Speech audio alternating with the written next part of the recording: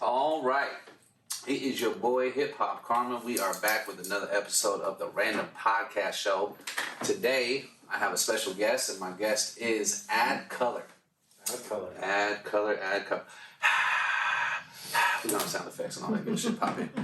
Nah, man, but this is a man of many hats, and it's a pleasure to have him in the building today. He does a lot of different things for the culture of hip hop, and he's done a lot of things. So let's get into it, man. Talk about yourself, Add Color. Introduce yourself. Appreciate it. I started a graffiti supply company called INFAMY Art. Mm-hmm. That's what I've been kind of focusing on the last couple of years. But before that, I like to rap. I started a long time ago, but outside of high school, I never. It wasn't as acceptable to spit bars in high school at my age.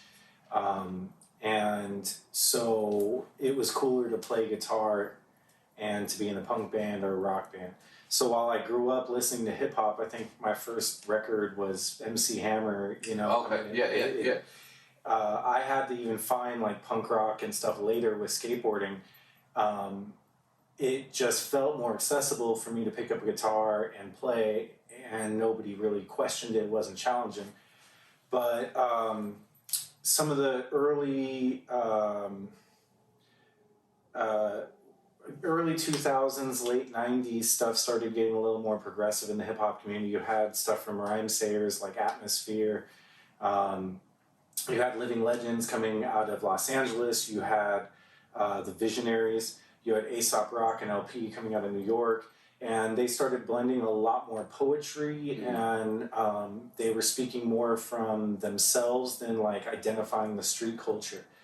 And while I grew up in the streets, I grew up in a rough area, I skateboarded, I tagged, I did graffiti, I got into a lot of trouble, it still felt more authentic to play guitar. Right. But then when I heard, you know, LP and A$AP Rock and Slug and Idea, and Sage Francis, and I was able to see myself in that more.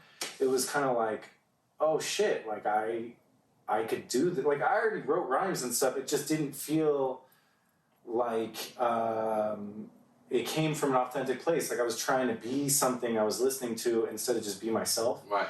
And I didn't see where I fit into that.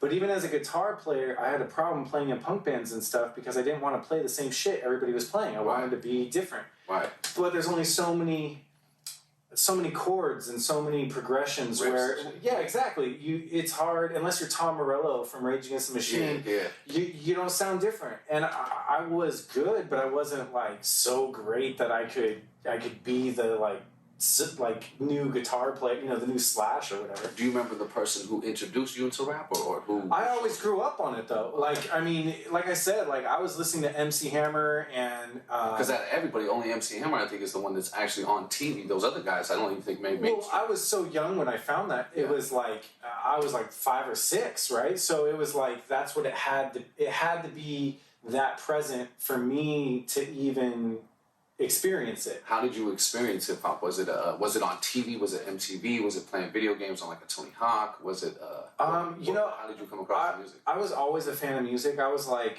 my sister was a little bit older and she had a different dad, and he was always into like good music. Okay. Right? And I don't know much about him, but she would take his tapes and then I would take them from her. Right. So like he was an adult buying stuff, and he was pretty open-minded. Like he had Beastie Boys and he had NWA, but he also had like Social Distortion and the Smiths and so different all kind of shit. Yeah, all kinds of stuff. And she would get it and rock it, and then I'd be like, oh, that's pretty good, and I'd get it and rock. But I was like in kindergarten stealing these tapes, you know? Yeah. So I was listening to shit way ahead of my time. You know, I was listening to Bob Marley and Smashing Pumpkins and stuff before I was even like in 4th or 5th grade. Right. But all together too. So I didn't really have this like idea of cultural, like this is reggae and this is hip hop and this is rock and roll. Just music. Yeah, I mean, you listen to not early, but like for me, like Run DMC, they had all these distorted guitars and shit. Right. They were calling themselves the King of Rock. You know, Beastie Boys was, using a lot of guitar in their stuff, and they were not always rapping. They were hip hop, and I didn't know enough to like judge like if it just did I like it? Did it jam? And so it was just kind of always a part of like stealing these cassette tapes and listening to this stuff was always there and something I did.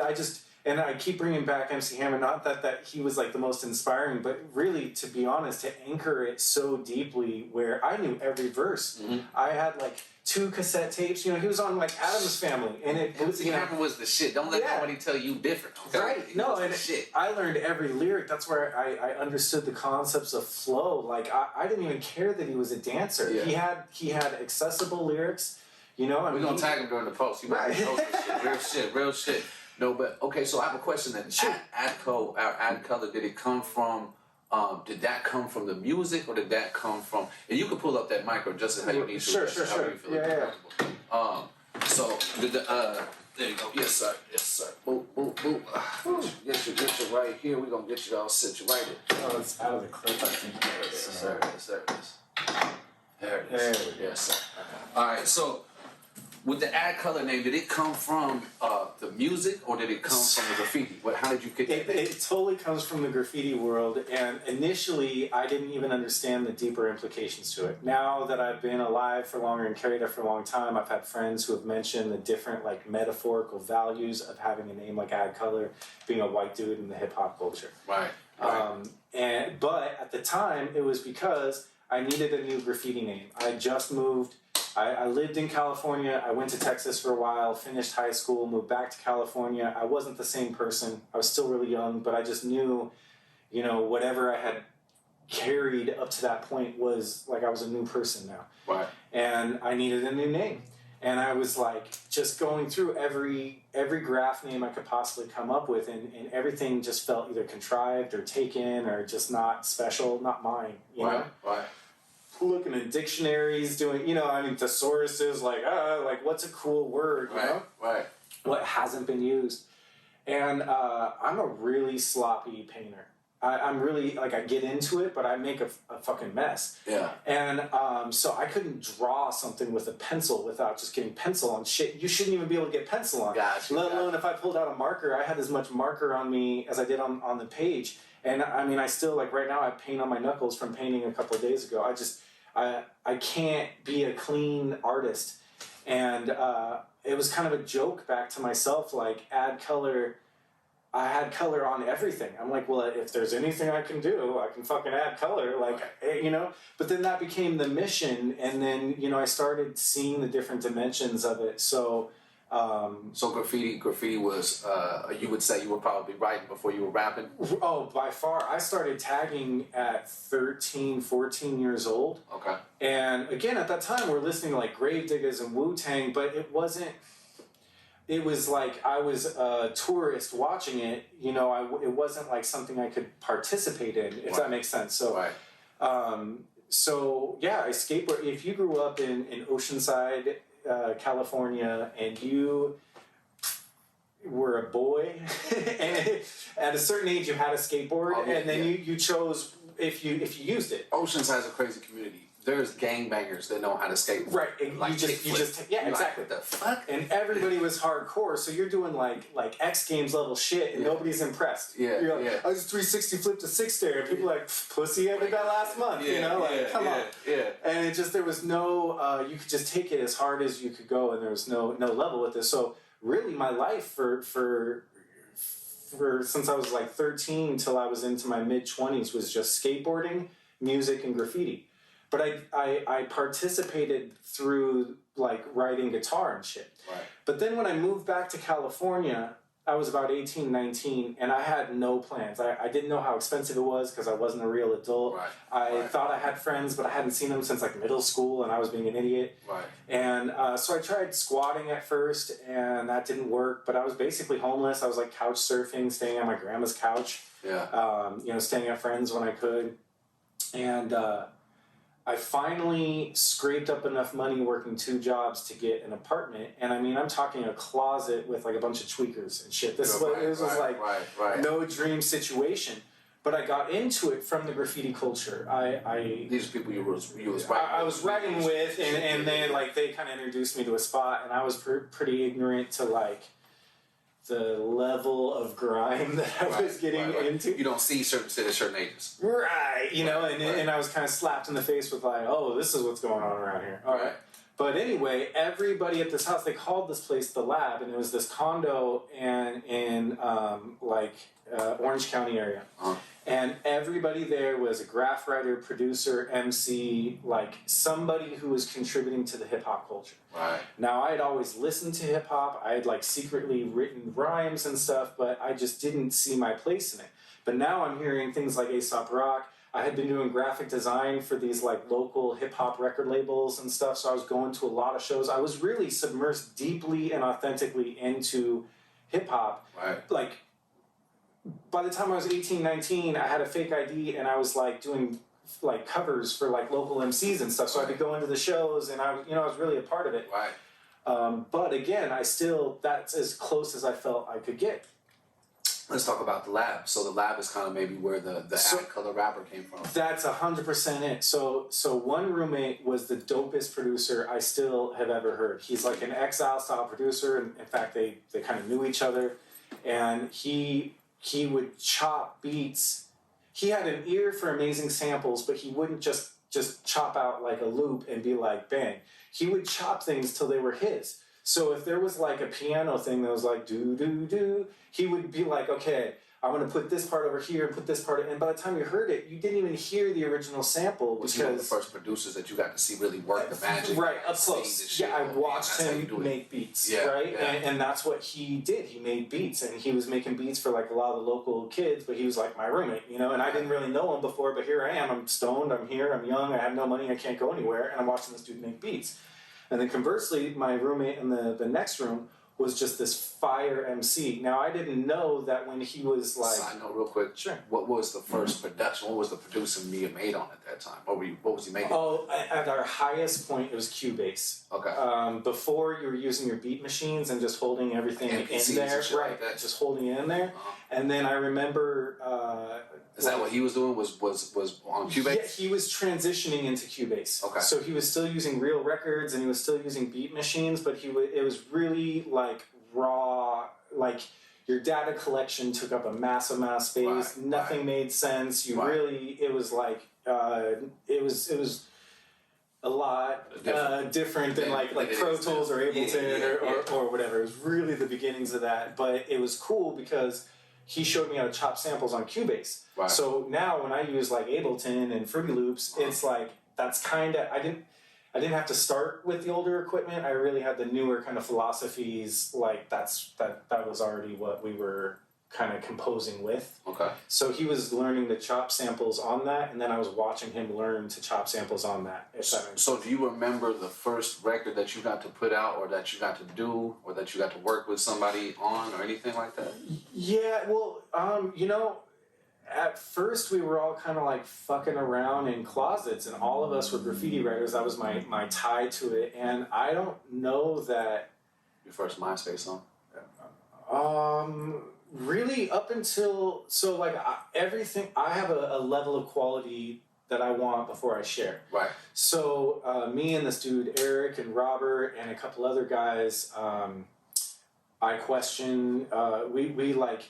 We were just kids, and we would like rap in closets or rap in rooms, but we had like shitty Shure live mics that we stole that were dented in, and nobody knew how to like not get like, you always have that echo or something that would always fuck it up.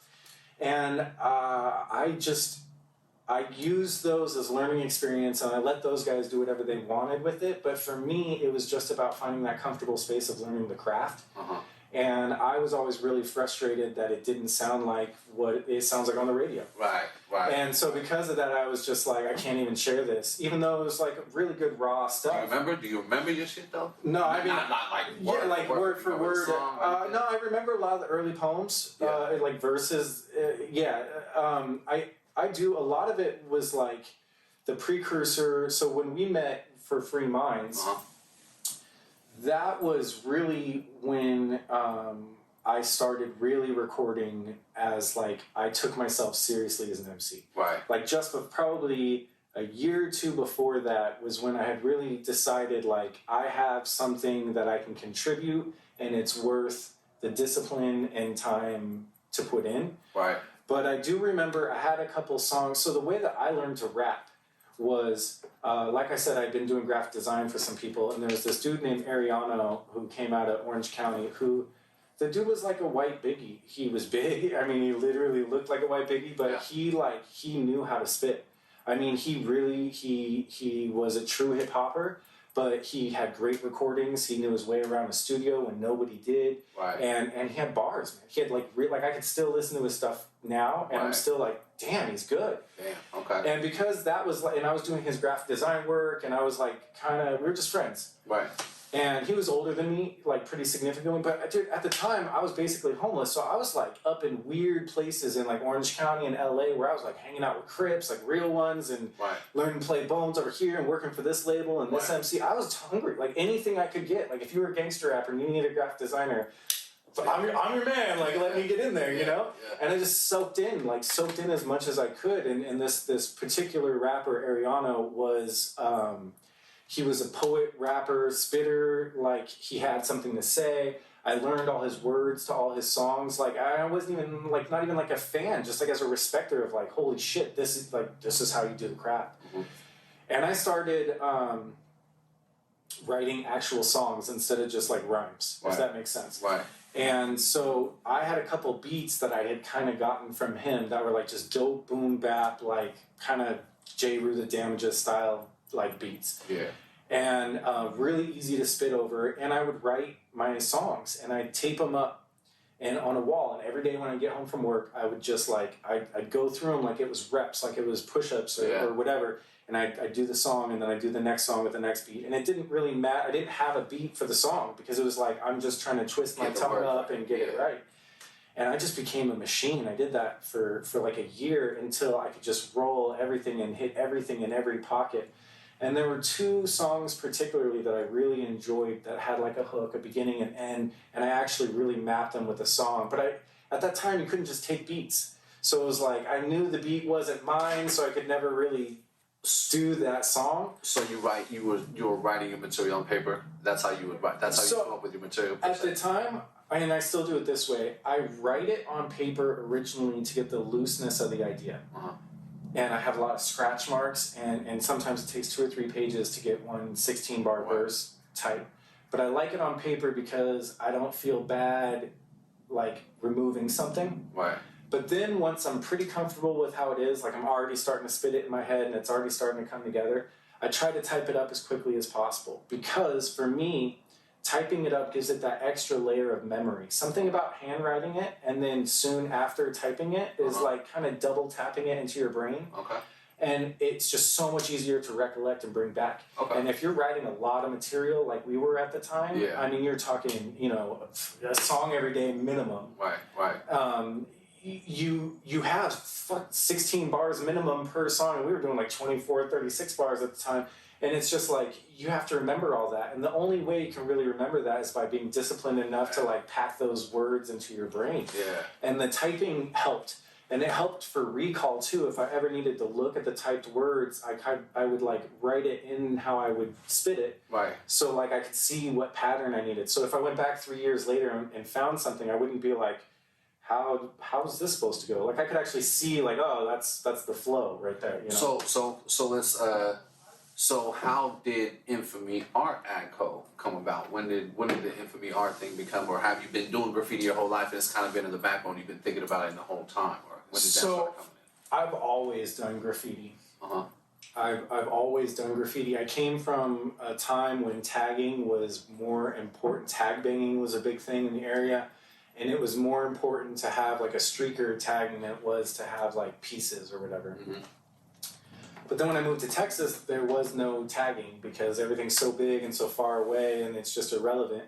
So it was all pieces. And so I had to like learn to transition or give it up. Right. But I really did love it, and so I found that it was better to learn. But I was still in high school now learning to like piece. So and don't get me wrong, on everything I've ever done, I was an absolute toy to start with. I mean, with spitting, with painting, with skateboarding, but I think everybody is. We all start somewhere. I didn't have natural talent, Yeah. but what I did have was the ability to practice until I got it perfect. And so I didn't really care, you know, I just was careful I didn't show too many of the early steps because I was humble then, and I was like, this is kind of whack, but I'm gonna get there, you know? Right. I'm learning every time, and that's what's important. I'm not gonna get stuck on myself and then freeze there. And so ADCO existed kind of before AdColor, insofar as ADCO is the shortened version of AdColor, but ADCO was what I was blasting on freeways long So before. would be your graffiti name, AdColor would be your rap name type of deal. Yeah, or something like that. Something like that, or something. The Who knows how they're alleged spelled too? potential. ADCKOYZD. Right. I don't know how that's Right. spelled. I mean, not everything I do is permission. All right, I'm still a vandal. Right. I still spit. You know, it's like it's We it's can play been your a face lifetime. out too if we need to. No. It's all good, man. They'll get you if they want you. But what it is like it was all kind of happening at the same time. Like I was going out at night, going bombing, and then like I'd be in the studio all day, like working on music and making beats, and because I was blessed to be around these people that I was around when I was younger weren't like just homies who were like cool. Right. These were dudes who, I mean, they should have been huge. They had a level of talent that you don't just find all the time. And I had the ability to acknowledge that and kind of suck in as much as I possibly could. So by the time I got to Free Minds and we started doing that, we linked up, even though we were really young still.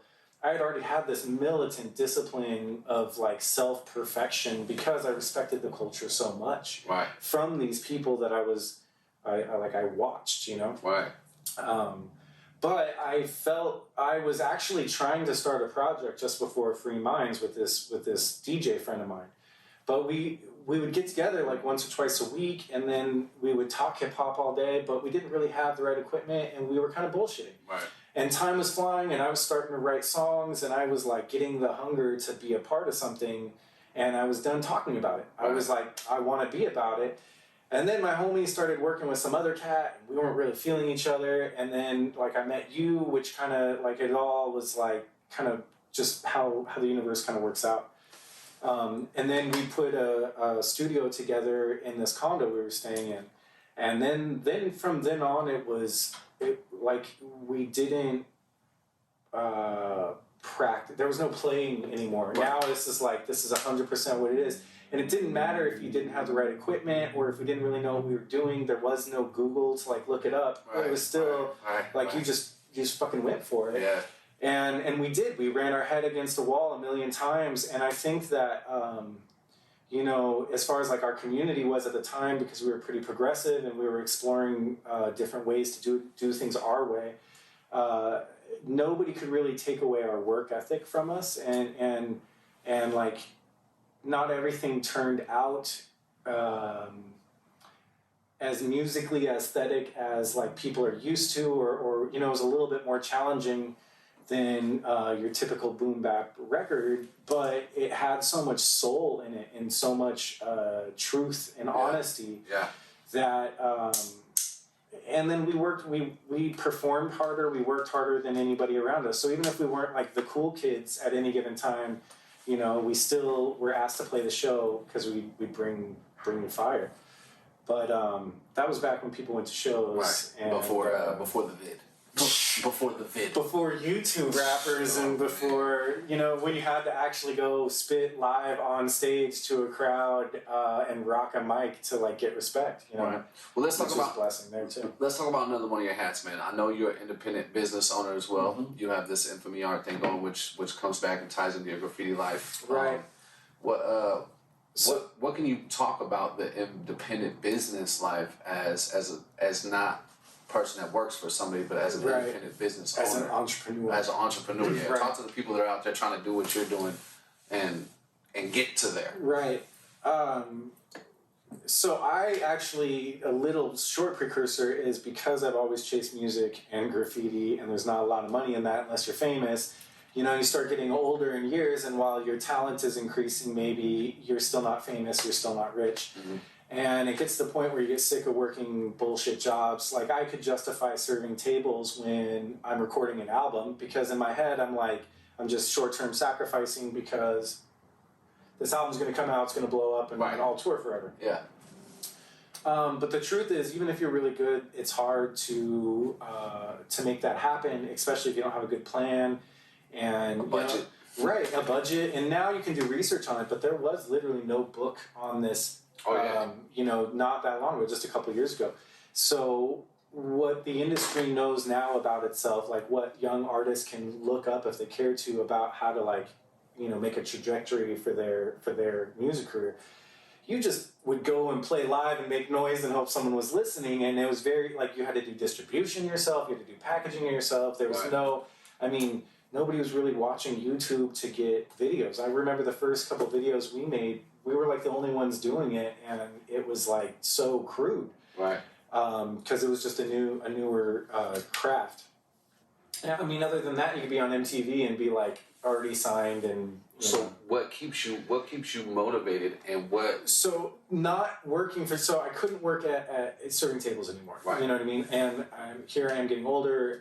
The music's not profiting me where I need to, so I need to make moves. And I still wasn't going to be the person who was going to just suck it all up and work a 9 to 5 with a suit and tie. Because I spent a whole music career talking shit about a day job, Right. And I meant what I said, and so I knew graffiti, so I just got smart and I kind of turned to what I knew, and I started figuring out where to. I knew what people needed because I needed it too. Right. And I figured out how to solve my problem, so I went and I found what I needed, which was better spray paint at a better price, basically. Right. And then I provided that to my homies, and I learned a lot from street stuff. If you want to learn a lot about business, you shouldn't sell drugs, but if you do sell drugs, you'll learn a lot about business. Hey. Break it down. I'm not saying that necessarily was how I learned things, but in the area I was in, that's kind of how you learn things. It helps. Well, shit, man. There's so much more to you, man, and I want to get into a lot more to you. I got a 30-minute show. We have a minute and 35 seconds. You have been killing it the whole time. Is there anything you want to talk about? Let's talk about INFAMY Art, where they can find that. INFAMY Art, INFAMYArt.com. We're one of the largest graffiti supplier companies. Excuse me. We have all the supplies that you need for street art, and yeah, that's it, man. The next time I interview, you were just going to talk about INFAMY Art and the graffiti culture, because I think we can get another 30 minutes out of that. I ain't gonna lie. I can talk forever, I guess. Well, shit, man, this has been another interview with the Brandon Podcast Show. It's your boy, Hip Hop Karma. This is Ad Color, Ad Co, Mr. INFAMY Art, Mr. Get It Done, Get It for the Low. Make sure you hit him. And, man, thanks for tuning in again, and I appreciate your time. I thought we were going to edit stuff out. That's why I should have watched my talking points. No, it's I all haven't done good. this before. I wasn't talking. It's all good. We have a minute of edit time that we started with, and we're at 28:13, and my shit records for 29 minutes. I got you. Yeah. I got you. All right. I would have limited. I was all stone talking, so some shit I probably wouldn't have talked about for so long. Go downstairs for a second, son, please.